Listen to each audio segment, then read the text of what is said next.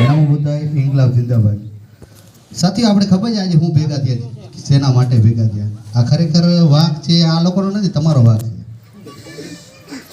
આખું દેશ આના ઉપર હાલે છે, આખું દેશ છે ને આના ઉપર હાલે છે. આ વાર્તા શીખી જાવ એટલે આ બધું બંધ કરતા ઓટોમેટિક બંધ થઈ જાય. ભારતના બંધારણમાં અત્યારે જે આપણે બોલીએ છીએ ને, આર્ટિકલ 19 રાઇટ્સ આપે છે, કોઈ રોકી ના શકે. પણ મારે અહીંથી હું બોલી ને મારે જવું પડે.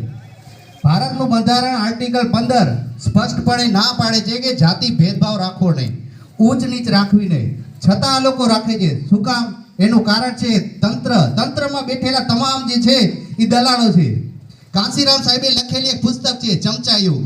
બાબા સાહેબે જ્યારે 10 વર્ષની અનામત આપી હતી, રાજકીય અનામત, ત્યારે બાબા સાહેબને ખબર હતી કે રાજકીય અનામત ખાલી 10 વર્ષ પૂરતી રાખશું, જો 10 વર્ષથી વધારે થશે તો આ લોકોને દલાલ જોતા હોય, દલાલ મળી જાય. એટલે આપણામાં જેટલા છે ને પોણા ભાગના દલાલો ભર્યા છે.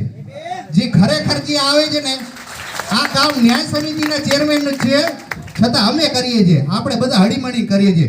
પેલા ગામમાં છે ને જાગૃત થાવ, પેલા ગામમાં ન્યાય સમિતિની રચના કરો, ન્યાય સમિતિનો ચેરમેન હોવો જોઈએ. જેટલા આપણા ન્યાય છે ને, ન્યાય એનો આવે, એનું કામ છે, આપણું કામ નથી, છતાં આપણે કરીએ. શું કામ? કારણ કે આપણે જાગૃત નથી. આ વાર્તા શીખી જાઓ. તંત્ર, આપણે હમણાં કાલે એક સોશિયલ મીડિયામાં મેસેજ ફરતો હતો કે તંત્ર દોડતું થઈ ગયું. દોડતું નથી થઈ ગયું. પોલીસની એક ઉપરથી એવું પ્રેશર આવે છે જાણે આતંકવાદીનું મીટિંગ ભરાણી હોય. આ કાંઈ અમારું ક્યાંય નથી આ ખરેખર.